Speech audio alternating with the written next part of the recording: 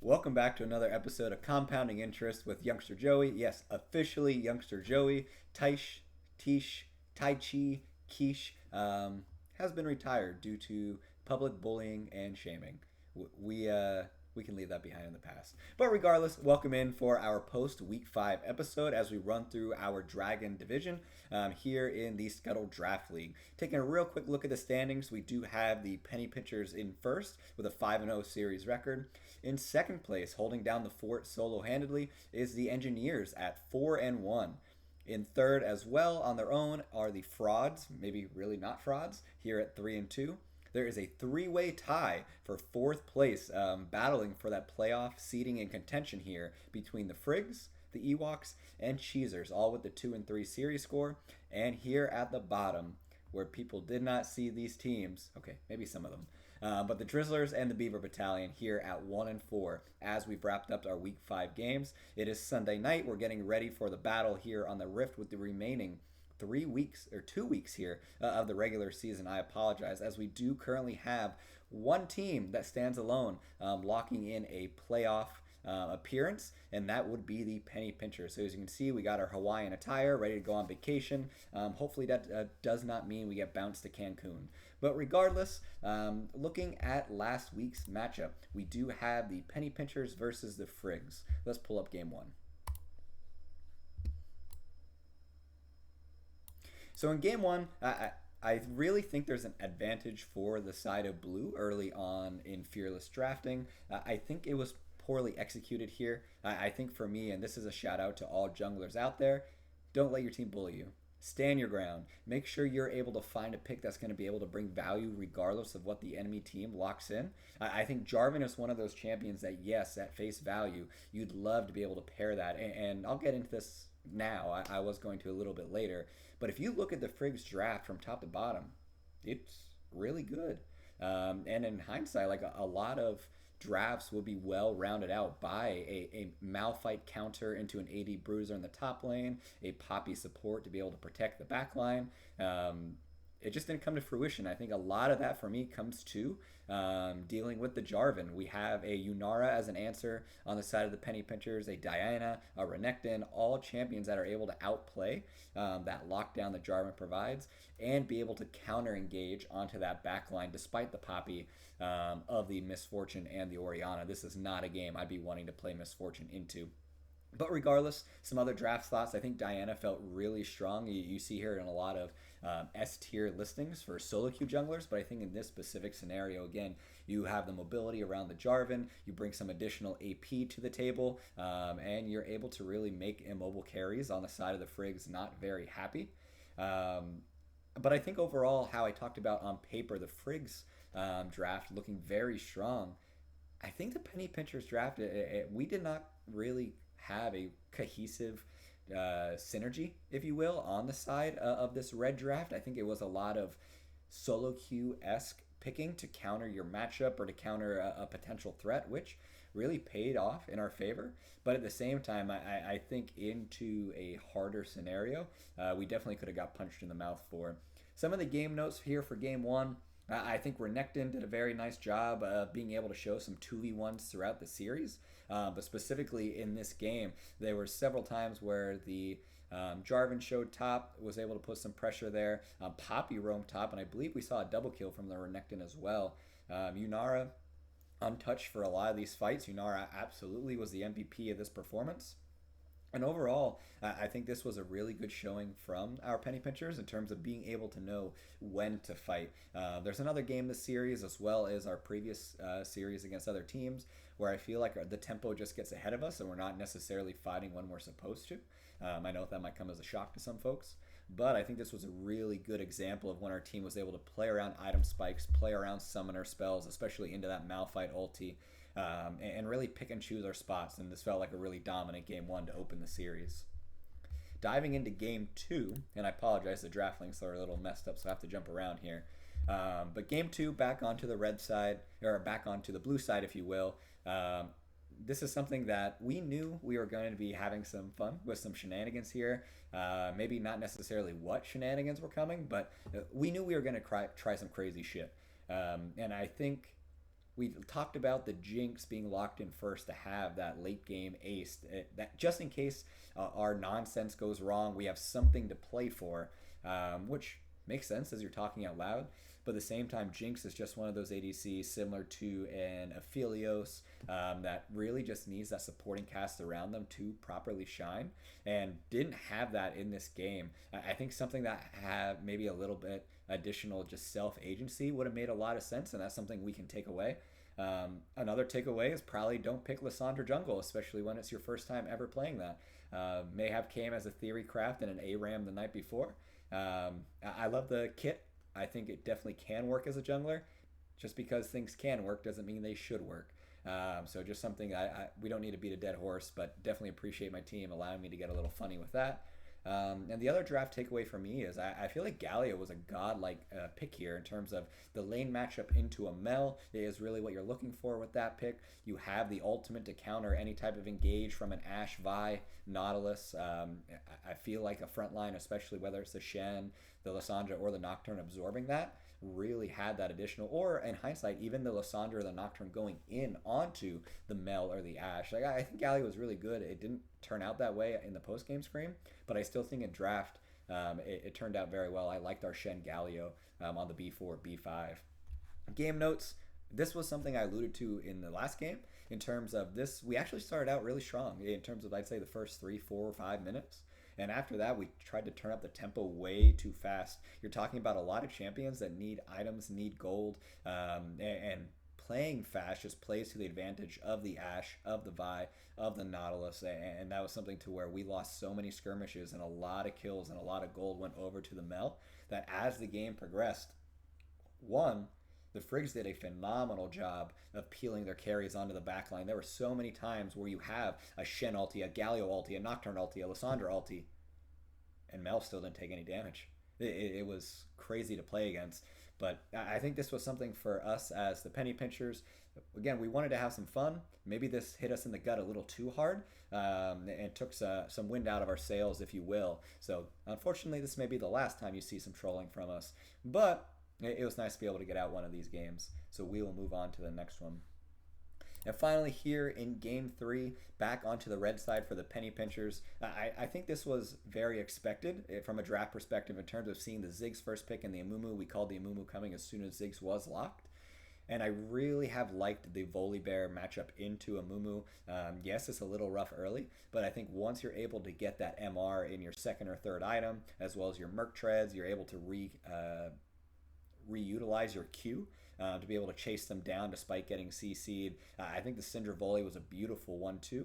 And then we really wanted to find a Xayah angle. I think the champ is just very strong. We knew the Frigs wanted to throw some haymakers coming at us, and I think this was a great Xayah angle into that Amumu, Bard, and Ornn. I won't say unreliable engage, because especially with the Amumu Ornn, I think that doesn't do it justice. But just ability to outplay that, and that's what Xayah brought to the table, and I really like that performance. Frog absolutely popped off. I think sticking on to the draft, I think the Maokai support was something that maybe we blemished a little bit and should have taken some more time speaking about. We knew it was going to turn into a really rough lane into the bot lane, but I think where my mind went to is looking at the Ziggs, looking at the Caitlyn. We needed to have some type of harder engage that isn't just a Syndra stun or a Volibear running at you. And so unfortunately, Clue kind of took the right hook, if you will, in terms of having to play the engage and really not playing for the lane. But as we get into the game later, I think it played out to our favor regardless. And ultimately, one thing that the Maokai and the engage from support allowed is the Olaf pick in the top lane. One thing I really like to see is if you are going to utilize specifically in top, because there's such a infinite potential of champions in the top lane, even compared to mid, you want to be able to have your comp fully rounded out to where top has those flexible options to do whatever they want, rather than having their counter picks into a specific niche. And I think that's exactly what Maokai enabled. We were calling that Olaf was probably going to be the counter, especially if Ornn was locked in. But I think this really played out to fruition. Now, diving into the game, level 1 sucked. And I think we were all very nervous in terms of getting punched in the gut game 2, trying to have some fun. Game 3, I think there was 3 or 4 kills in the level 1. It might have been a full ace, to be honest. It was scary. It really was. And I want to give the team a lot of kudos in terms of being able to continue with some positive comms, being able to focus on the win conditions. I think I've talked about this in previous series, previous episodes. One thing that this team does very well is smiling through the pain, but also bringing each other back to the task at hand. And I think this was a really good game to speak about that.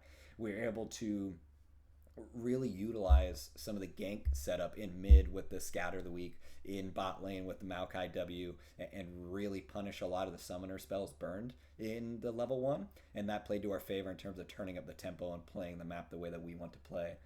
I think in general, again, once Voli was able to get some MR and we were able to focus the Caitlyn, I don't see how Volibear ever dies against this composition. I think it was a god tier pick and probably should have commanded more presence. I think the Xin Zhao ban, it makes sense if you're looking at the Ziggs and the Caitlyn, but I'm much more scared of a Volibear than a Xin Zhao looking at this comp.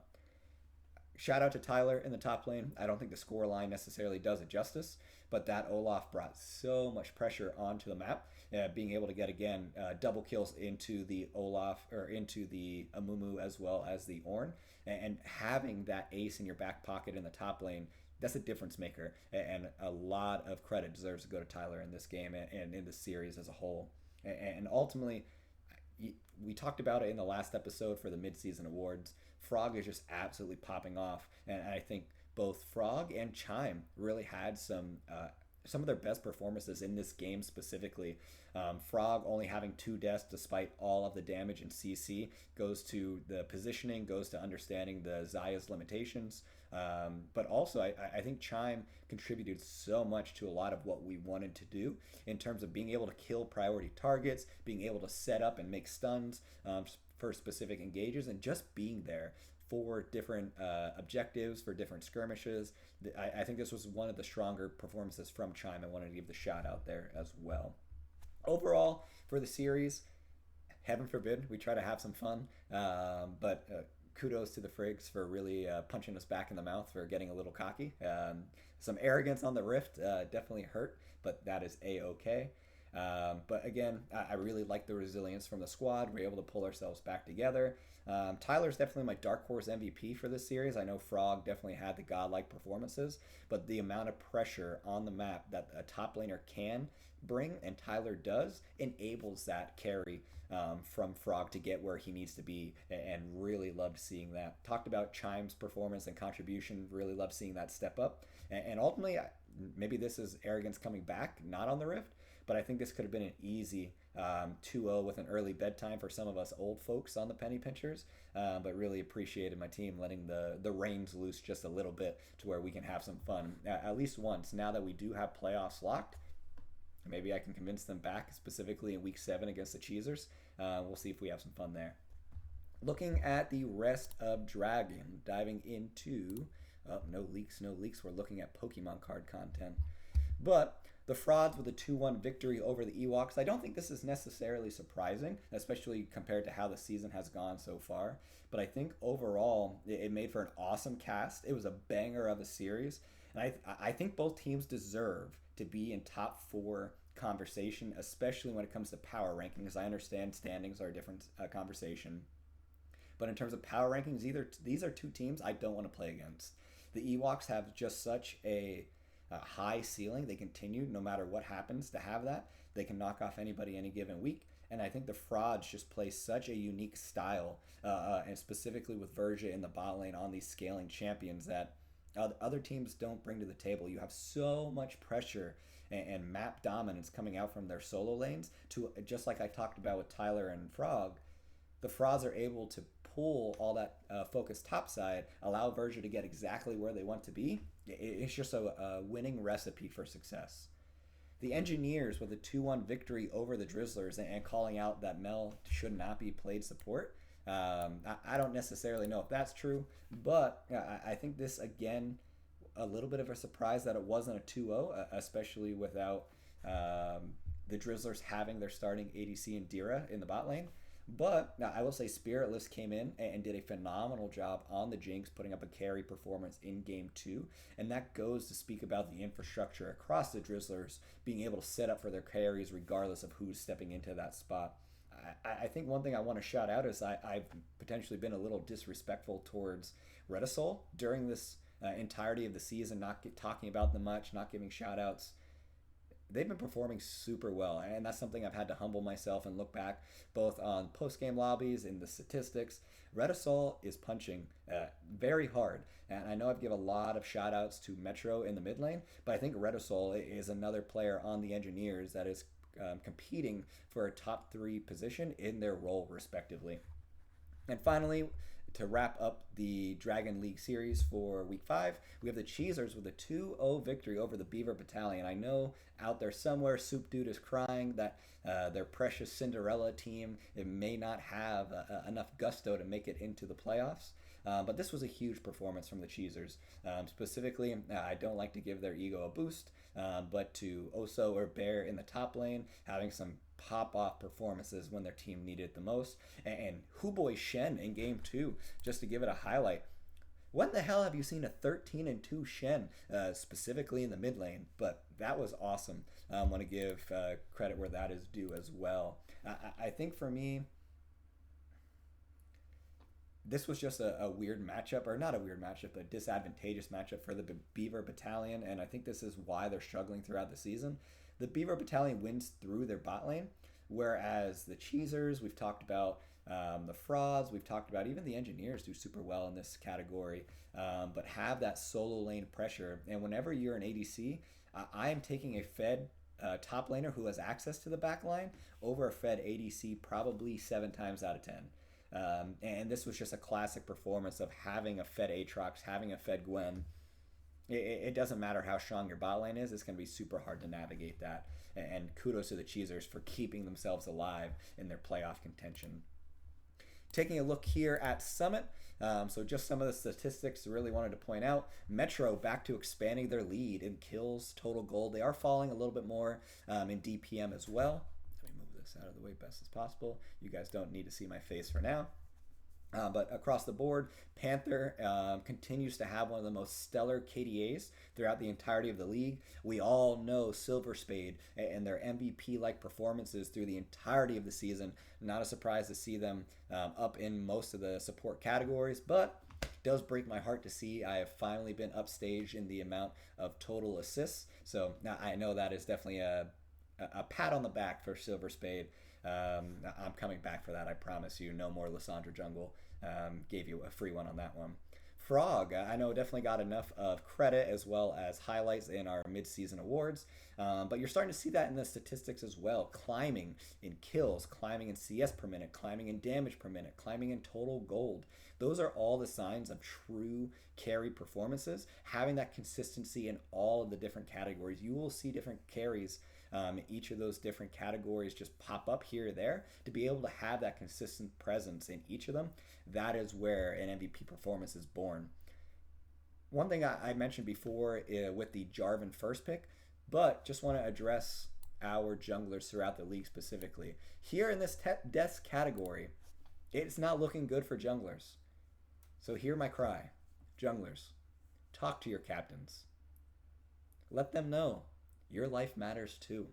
Give yourself some opportunity to pick the best position for you. If that is early picking jungle, pick the most flexibility or your individual value. Somebody I want to shout out is in terms of Panther. Panther knows their champion pool. Panther knows what they can bring to the table. It doesn't matter when they're picking, but they have that flexibility in the champ pool to where a Mumu can bring the same thing to the table every single game, whether that's peeling the front line or diving the back line. If they need to build a funny haha AP, they can. Same thing with I'd say a Briar that we haven't seen much of, the Ivern, but that is something as a jungler you have to be able to know and really dominate to facilitate your team rather than having 3 junglers in the most deaths. Something different I haven't done in previous episodes, I want to be able to give a shout out to a week 5 MVP, and I'll be doing this consistently moving forward. For me, we talked about with how much was on the line in terms of their week 5 matchup. I'm going to go with Bear or Oso in the top lane. I just think there was so much riding. This could have been a make or break for the season and really laid down the gauntlet, so kudos there. Going through my rankings, not a lot here at the top. You'll see some changes at the bottom. The Penny Pinchers and Engineers staying 1 2. Fraud staying in 3rd. Ewoks in 4th. Drizzlers and Frigs are going to swap up to where Drizzlers are going to be in the 5th slot. Frigs are going to fall to 6. I really think the Frigs, now they have seen some strong solo lane performances, but I really think their season has been so dependent on their substitute performances, and that can't last forever. So I'm dropping them further than most teams have so far. The Cheesers, based on the most recent matchup, I'm going to put in 7th. I honestly thought about putting the Cheesers 6th, but I just can't yet. Potentially next week. And the Beaver Battalion wrapping it up at 8th. Now with my predictions. Let's pull up the schedule here. Looking here at week 6, I'm going to start with the upset of the week with the Drizzlers 2-1ing the Penny Pinchers. Just like I talked about the Beaver Battalion and the Cheesers, I think this is a really hard matchup for the Penny Pinchers. I think if there are any two teams, it would be the Frauds and the Drizzlers that are the hardest for us in terms of just play styles that really counter what we want to do.